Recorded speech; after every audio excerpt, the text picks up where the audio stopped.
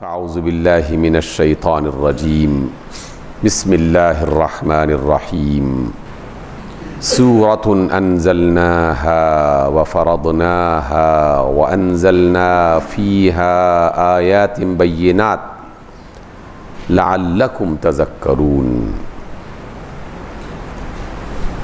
ساری تعریف اللہ رب العزت کے لیے، سارے درود و سلام جناب رسول اللہ صلی اللہ علیہ وسلم کے لیے۔ سب سے بہترین بات اللہ کی اور سب سے اچھی دانائی جناب رسول اللہ صلی اللہ علیہ وسلم کی، کہ جنہیں اللہ تعالیٰ نے بشارت دینے والا اور خبردار کرنے والا بنا کے بھیجا، اور قیامت تک انہیں تمام انسانیت کا قائد اور راہبر بنایا۔ آج کی اس ملاقات میں سورۃ النور سے ہم کچھ آیات کا مطالعہ شروع کرتے ہیں۔ اس سورت کے نزول میں اللہ رب العزت نے ایک منفرد اسلوب اختیار کیا۔ اس کی پہلی آیت ہی بڑی دو ٹوک انداز میں اللہ تعالیٰ کے حکم کو اور فرمان کو بیان کرتی ہے۔ اس اعتبار سے اس کو سمجھنا اور اس کو اپنی انفرادی اور اجتماعی زندگی میں، اخلاقی اور قانون کی زندگی میں نافذ کرنا، اس پر عمل درآمد کرنا اور کروانا لازماً ایک اچھے انسانی اور مسلم معاشرے کے لیے لازم ہے۔ اللہ رب العزت اس کا آغاز فرماتے ہیں کہ سورۃ انزلناہا، ایک سورت ہم نے نازل کی ہے، وَفَرَضْنَاهَا، اور ہم نے اسے فرض کر دیا ہے۔ گویا کہ اس کے احکام کو ہم نے تم پر لازم قرار دے دیا ہے کہ تم نے ان احکام کو سمجھنا ہے اور ان پر عمل کرنا ہے، انہیں نافذ کرنا ہے۔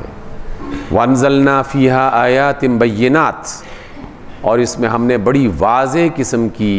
باتیں بیان کر دی ہیں، بڑی واضح قسم کی، لَعَلَّكُمْ تَذَكَّرُونَ، تاکہ تم نصیحت حاصل کر سکو۔ یہ بات ہم بارہا جان چکے کہ قرآن مجید کا مقصد صرف اور صرف انسانیت کی بھلائی ہے، اور یہ بھلائی صرف ایک مقام کی، ایک وقت کی نہیں، بلکہ ہر مقام اور ہر زمانے کی ہے، جس میں دنیا بھی موجود ہے اور آخرت بھی۔ اس لیے اللہ رب العزت کی طرف سے جب کوئی فرمان جاری ہوتا ہے تو اس کا علم،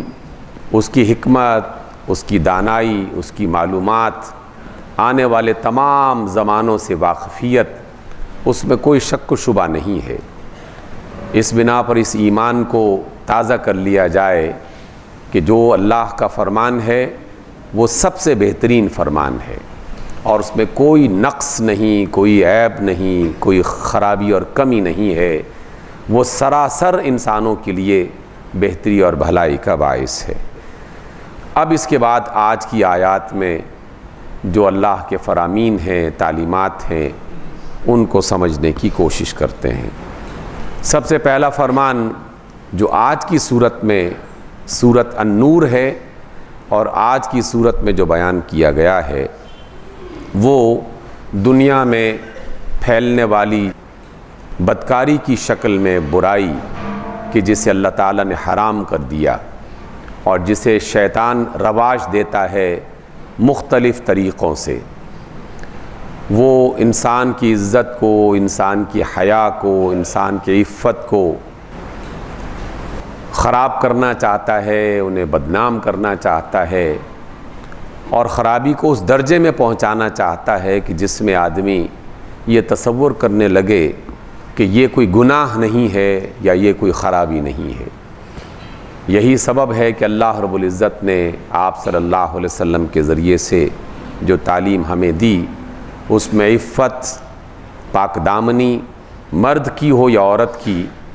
ان دونوں کا خیال رکھنے کا خاص حکم دیا گیا ہے، اور اس کو بار بار سمجھایا گیا ہے کہ تم عریانیت کی طرف، بے لباسی کی طرف، بے حیائی کی طرف رخ مت کرو، اس راستے کو اختیار مت کرو۔ اور پھر جب کوئی آدمی کسی انتہائی حد کو پہنچ جائے اور اس برائی کا ارتکاب کرنے لگے جس برائی کا ارتکاب کرنے کی بنا پر اللہ تعالیٰ نے اس دنیا میں بسنے والی بعض قوموں کو شدید ترین عذاب کا شکار کیا، جس میں بطور خاص قوم لوط کا تذکرہ قرآن مجید میں پایا جاتا ہے کہ اس قدر اللہ کا غضب ان پر ٹوٹا کہ جس زمین کے ٹکڑے پر وہ رہتے تھے اس زمین کے ٹکڑے کو ہی زمین سے اٹھایا گیا اور آسمان کی بلندیوں پر لے جا کر اسے دوبارہ اوندھا کر کے پھینکا گیا، پھر اس پر پتھروں کی بارش کی گئی، پھر زندگی کا نام و نشان مٹا دیا گیا، اور اللہ تعالیٰ کا غضب اس انداز میں ان پر ٹوٹا۔ اس اعتبار سے آج کی آیات میں بدکاری کرنے والے مرد اور بدکاری کرنے والی عورتوں کے بارے میں بالکل واضح قسم کا حکم ملتا ہے۔ اللہ فرماتے ہیں کہ الزانیۃ والزانی فاجلدوا کل واحد منہما 100 جلدہ، بدکاری کرنے والا مرد ہو یا بدکاری کرنے والی عورت ہو، اس کو ان میں سے ہر ایک کو 100 کوڑے لگائے جائیں۔ وَلَا تَأْخُذْكُمْ بِهِمَا رَأْفَةٌ فِي دِينِ اللَّهِ، اور اللہ تعالیٰ کے اس حکم کو نافذ کرتے وقت تمہارے دل میں کوئی رحم نہیں آنا چاہیے۔ اور یہ بات اللہ تعالیٰ نے اس وجہ سے فرمائی، آقا رحمت علیہ السلام اس کی وضاحت فرماتے ہیں کہ اگر دنیا میں کوئی مسلمان حکمران اللہ کے اس حکم کو نافذ نہیں کرتا تو قیامت کے روز اس سے پوچھا جائے گا کہ تم نے میرا یہ حکم اور میری یہ حد کیوں نافذ نہیں کی، اور وہ کہے کہ جناب انسانوں پر مہربانی کرنے کی وجہ سے بس رحم آ گیا تھا، اس وجہ سے میں نے اس حد کو نافذ نہیں کیا، تو اللہ تعالیٰ فرمائیں گے کہ کیا تم مجھ سے میرے بندوں پر زیادہ مہربان ہو کہ تم اپنی مہربانی کو میری مہربانی پر زیادہ بہتر سمجھتے ہو؟ میں تم سب سے زیادہ مہربان ہوں اپنے بندوں پر، اور اس وجہ سے میرا ہر حکم وہ میرے رحم، میری عنایت، میری عطا اور میری طرف سے جو بھی شفقت اور مہربانی کی صورت ہو سکتی ہے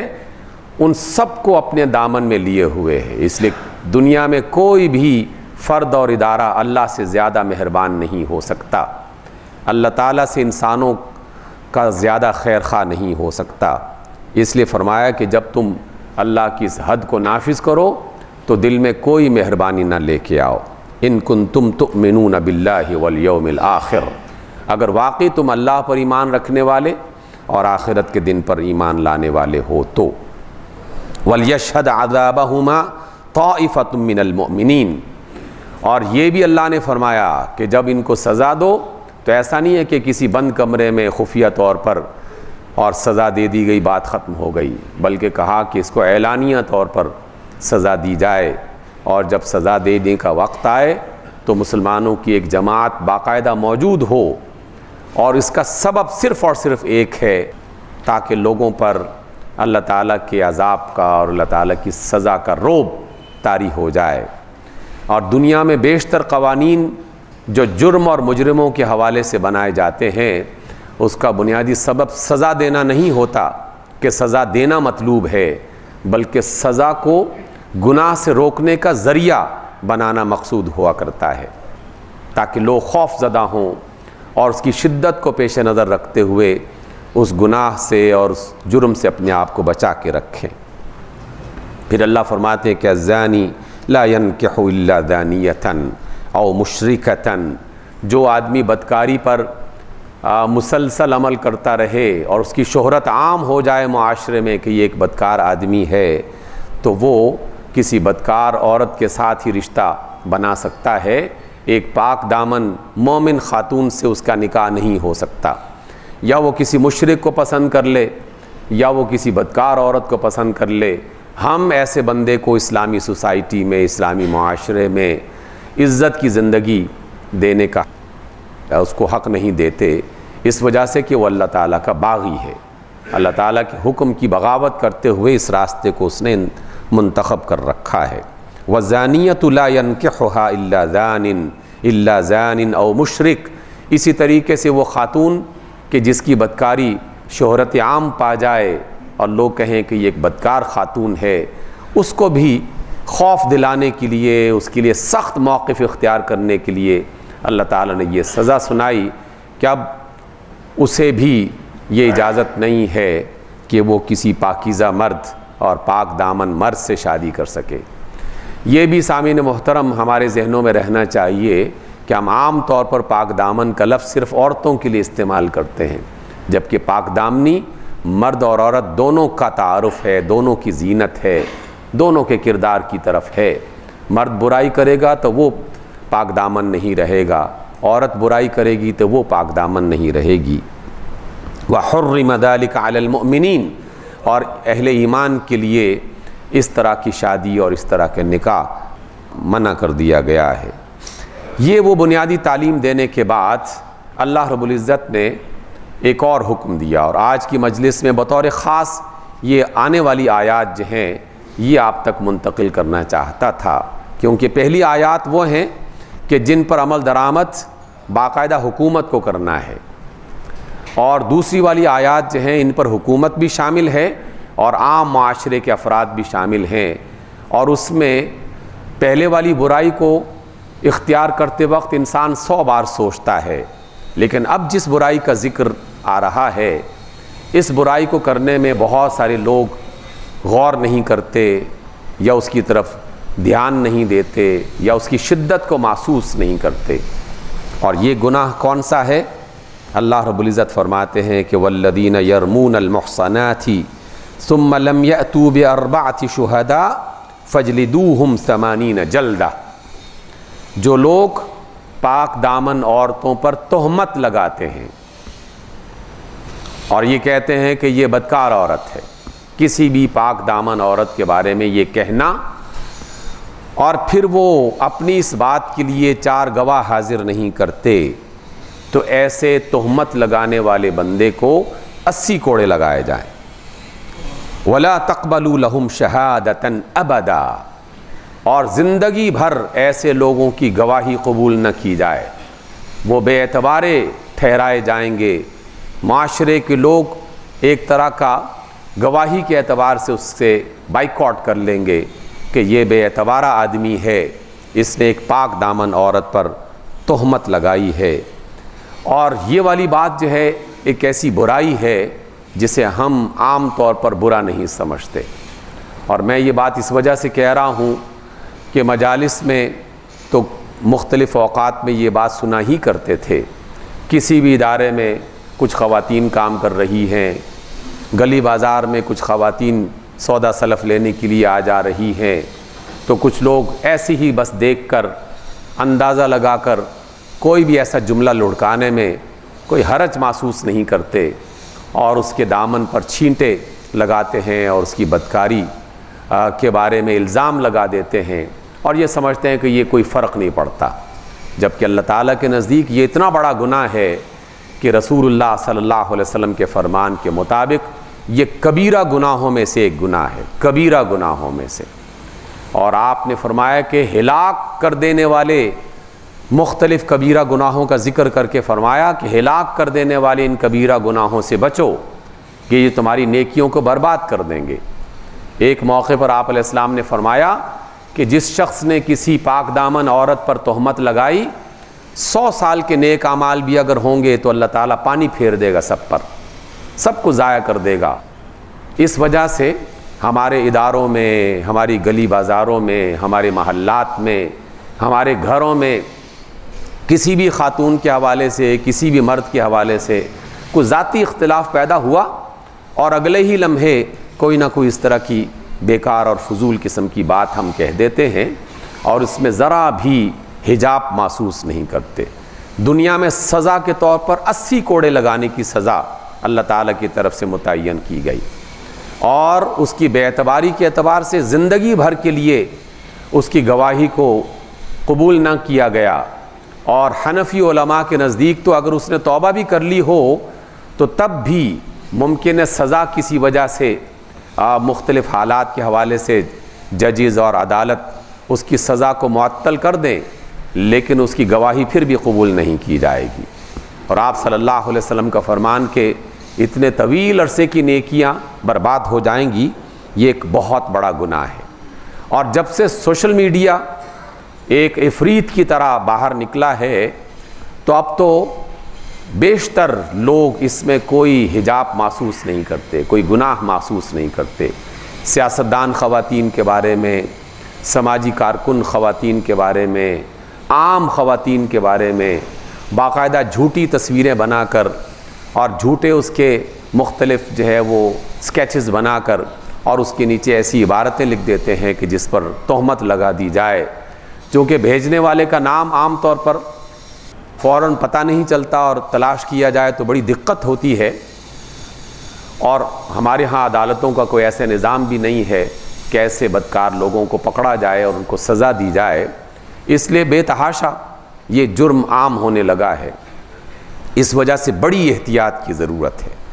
نبی محترم علیہ السلام کا فرمان دیکھیے، یہ گناہ کس بنیاد پر ہو رہا ہے؟ محض زبان کی لغزش کی بنیاد پر، محض ذہن کی ایک چھوٹی سی خرابی کی بنیاد پر کہ آپ کسی بندے کو پسند نہیں کرتے، اس کے گھر والوں کو بدنام کر دیں۔ آپ کسی بندے کو پسند نہیں کرتے، آپ اس کے خاندان والوں کو بدنام کر دیں، اور اس کے لیے کون سی ایسی محنت کرنا پڑتی ہے؟ ذرا زبان ہی کو تو ہلانا ہے، لیکن نہیں جانتے کہ زبان کی اس لغزش کی بنیاد پر اس کی نیکیاں کس طرح برباد ہو گئیں اور اللہ تعالیٰ کے کس قدر بڑے غضب کا شکار ہوا۔ اس لیے السبع الموبقات آپ صلی اللہ علیہ وسلم نے فرمایا کہ یہ 7 ہلاک کر دینے والے گناہوں میں سے ایک گناہ ہے کسی پاک دامن عورت پر جو ہے وہ اس طرح کا الزام لگانا۔ اس سے انتہائی درجے میں گریز کرنا چاہیے اور کبھی بھی اس کے بارے میں کوئی ایسا غلط قدم نہیں اٹھانا چاہیے۔ اس میں ایک اور بھی خرابی کی طرف توجہ دلانا چاہوں گا، اور اس میں مجھے بڑا دکھ اور افسوس بھی ہوتا ہے، کئی بار ذکر کرتا ہوں کہ ہمارے ہاں عدالتوں میں ایک زمانے تک اور اب بھی ایسا ہوتا ہے کہ کسی بھی فرض سے اختلاف ہوا، مقدمہ عدالت میں چل رہا ہے، وکیل صاحب نے اس کے خلاف مقدمہ تیار کرنا ہے، سرکاری کاغذات پر تحریر لکھی جا رہی ہے، اور اس میں جہاں مختلف قسم کے الزامات یا حقائق بیان کیے جا رہے ہیں، انہی میں سے ایک یہ بھی جملہ کہتے ہیں کہ یہ بھی لگا دو، حتیٰ کہ طلاق جیسے عام معاملے کو جسے اللہ تعالیٰ نے انتہائی اچھے طریقے سے سلجھانے کی تعلیمات عطا کر رکھی ہیں، جس کے 4-5 مختلف قسم کے اقدامات اور سٹیپس ہیں، جن کو اختیار کر لیا جائے تو کوئی گھر جو ہے وہ اجڑنے سے بچ سکتا ہے، کوئی بھی گھر اجڑنے سے بچ سکتا ہے۔ لیکن اس میں بھی ہم لوگ صرف اس کیس کو مضبوط بنانے کے لیے اور ساتھ ساتھ اپنے دل کا غصہ اتارنے کے لیے باقاعدہ وکیل حضرات ان لکھنے والوں کو کہہ دیتے ہیں کہ یہ جملہ بھی لکھ دو کہ یہ عورت اپنے کردار کے اعتبار سے پاکیزہ نہیں تھی، اس وجہ سے میں اسے طلاق دے رہا ہوں، تاکہ اس کے بدلے میں وہ جو تھوڑا بہت مالی منفعت کی جو صورت ہے یا اس کو دینے کی جو صورت ہے اس سے بچ جاؤں۔ اتنا بڑا گناہ جس کو ہم لوگوں نے معمولی سا بنا رکھا ہے، اس سے گریز کرنا چاہیے۔ تہمت اور الزام انسان کے لیے دنیا میں بدنامی، آخرت میں اللہ تعالیٰ کے غضب کا ایک دوسرا نام ہے، اور جس نے یہ بات پسند کر لی ہے اپنے لیے تو پھر وہ جو چاہے کرتا پھرے، لیکن اللہ رب العزت نے اس بات کی اجازت نہیں دی، اور فرمایا کہ وَلَا تَقْبَلُوا لَهُمْ شَهَادَةً أَبَدًا، اس کی گواہی کبھی قبول نہ کرو۔ وَأُولَٰئِكَ هُمُ الْفَاسِقُونَ، اور اللہ نے فیصلہ فرما دیا کہ یہ فاسق لوگ ہیں۔ اور آپ جانتے ہیں کہ فاسق کون ہوتا ہے؟ سب سے پہلا فاسق کائنات میں ابلیس تھا، کہ جس نے اللہ تعالیٰ کے حکم کا انکار کیا تھا، سب سے پہلا فاسق۔ قرآن مجید نے اسی لفظ سے اس کا تعارف کروایا، فَفَسَقَ عَنْ أَمْرِ رَبِّهِ، اس نے اپنے رب کے حکم کا انکار کر دیا، توڑ دیا اس کو۔ فاسق کا معنی ہے اللہ کے حکم کو توڑنے والا۔ اللہ تعالیٰ نے یہ لفظ اس کے لیے پسند فرمایا، إِلَّا الَّذِينَ تَابُوا مِن بَعْدِ ذَلِكَ وَأَصْلَحُوا، ہاں سوائے وہ لوگ کہ جو یہ گناہ کر چکے لیکن احساس ہوا، پھر توبہ کر لی اور پھر اپنے معاملات کو درست کر لیا۔ مطلب کیا ہے کہ جس پر یہ الزام لگایا تھا ان سے جا کر مل کر معافی تلافی کا باقاعدہ اہتمام کیا کہ جناب ہم سے زیادتی ہو گئی تھی، ہمیں معاف فرمائیے، اور اگر وہ معاف کر دیں گے تو اللہ تعالیٰ سے بھی معافی کی توقع رکھی جائے، وگرنہ وہ اللہ ہے، کچھ بھی فیصلہ کر سکتا ہے۔ فَإِنَّ اللَّهَ غَفُورٌ رَحِيمٌ، بے شک اللہ تعالیٰ بہت معافی کرنے والا اور بخشش والا ہے۔ اس میں ایک تیسری حالت بھی بتائی گئی ہے اللہ رب العزت نے، اور آج کی اس آخری آیات پر ہم اپنی بات کو ختم کرتے ہیں کہ ایک صحابی انہوں نے جب یہ آیات سنی تو رسول اللہ صلی اللہ علیہ وسلم سے فرمایا کہ یا رسول اللہ، اگر کبھی کوئی ایسی حالت، اور یہ دنیا میں موجود ہے، اس زمانے میں بھی تھی تو ظاہر ہے کہ اب تو زیادہ ہے، کہ اگر کوئی ایسی حالت ہو کہ ایک میاں اپنی بیوی کو اس حالت میں باقاعدہ اپنی آنکھوں سے دیکھ لے کہ اس نے بدکاری کا ارتکاب کیا ہے، کہاں سے 4 گواہ لے کے آئے گا؟ 4 گواہ تو ہے، وہ تو ناممکن، انتہائی ناگزیر حالات میں اور انتہائی بے حیائی کے عالم میں وہ تو ہو سکتا ہے، تو اگر وہ گواہ نہیں لے کے آئے گا تو اس پر الزام لگ جائے گا، 80 کوڑے لگ جائیں گے، سزا کا مستحق ٹھہرے گا، تو گھر میں تو وہ پھر زندگی بھر آگ میں جلتا رہے گا کہ میں اس کو نہ سزا دے سکتا ہوں اور نہ میں اس سے جان چھڑا سکتا ہوں، تو پھر وہ کیا کرنا چاہیے؟ تو اللہ تعالیٰ کی طرف سے پھر یہ اگلی آیات نازل ہو گئیں۔ اللہ فرماتے ہیں کہ والذین یرمون ازواجہم، وہ لوگ کہ جو اپنی بیویوں پر اس طرح کی کوئی بات الزام کے طور پر لگاتے ہیں اور یہ کہتے ہیں کہ انہوں نے ان میں سے کسی خاتون نے ایسا گناہ کیا ہے، وَلَمْ يَكُنْ لَهُمْ شُهَدَاء إِلَّا أَنفُسَهُمْ، اور ان کے پاس سوائے اپنے آپ کے اور کوئی گواہ بھی موجود نہیں ہے، صرف وہ کہتا ہے کہ میں اس کا گواہ ہوں اور کوئی گواہ نہیں ہے، فَشَهَادَةُ أَحَدِهِمْ 4 شَهَادَاتٍ بِاللَّهِ، تو وہ عدالت میں جا کر خود 4 مرتبہ اللہ تعالیٰ کو حاضر ناظر سمجھ کر گواہی دے گا کہ میں گواہی دیتا ہوں کہ یہ خاتون جو ہے وہ بد اخلاق ہے، بد کرداری کرنے والی ہے، اور اس کا یہ کہنا بالکل سچا ہے اور وہ اپنے کہنے میں سچا ہے، اِنَّهُ لَمِنَ الصَّادِقِينَ، اور 5ویں بار وہ کہے گا وَالْخَامِسَةُ أَنَّ لَعْنَةَ اللَّهِ عَلَيْهِ إِن كَانَ مِنَ الْكَاذِبِينَ، کہ اگر وہ جھوٹا ہے اپنی اس بات میں تو اللہ تعالیٰ کی اس پر لعنت ہو، وَيَدْرَأُ عَنْهَا الْعَذَابَ، اور اس سے یہ سزا ختم کر دی جائے گی، أَن تَشْهَدَ 4 شَهَادَاتٍ بِاللَّهِ إِنَّهُ لَمِنَ الْكَاذِبِينَ،